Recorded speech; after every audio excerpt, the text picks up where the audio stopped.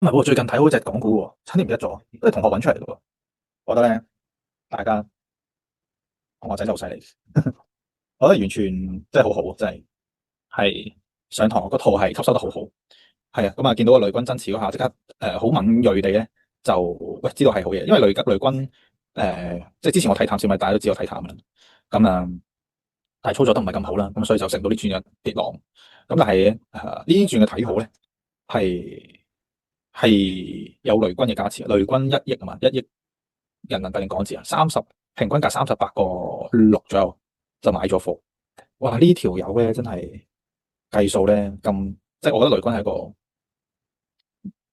一個好犀利投資嘅人，好識做生意，好識賺現金，好識賺